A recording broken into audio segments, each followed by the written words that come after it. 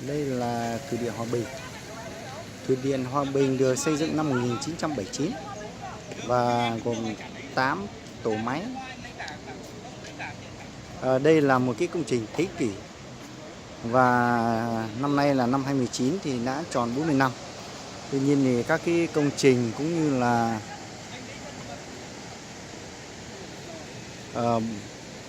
các cái tổ máy thì vẫn còn rất hiện đại cho đến tận bây giờ. Và công trình thủy điện Hòa Bình là công trình do nước Liên Xô tài trợ, là nước xã hội chủ nghĩa.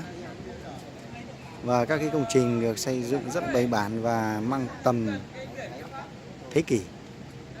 Và công trình này nó sẽ trường tồn cùng với lại thời gian. Phải nói là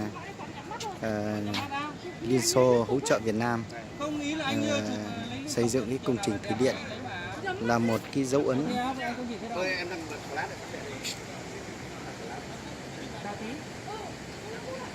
ấn làm cho đất nước Việt Nam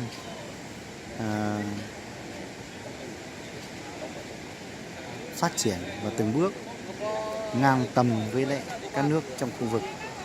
Và đây là một cái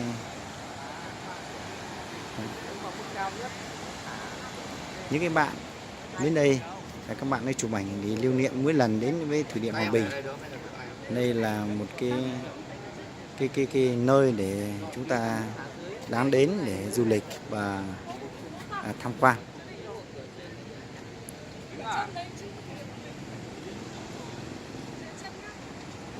Đây. Quay một vòng này là ở dưới này là dưới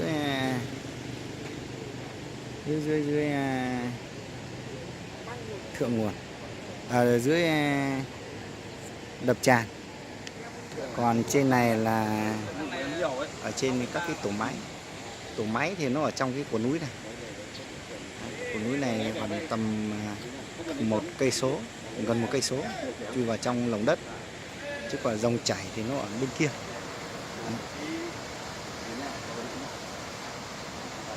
Thưa quý vị và các bạn, ở đây là chỉ giới thiệu qua về thủy điện Hòa Bình để quý vị các bạn được xem. Nếu bạn nào mà thích thì chúng ta sẽ đăng ký view để tiếp tục theo dõi video này. Xin cảm ơn quý vị và các bạn.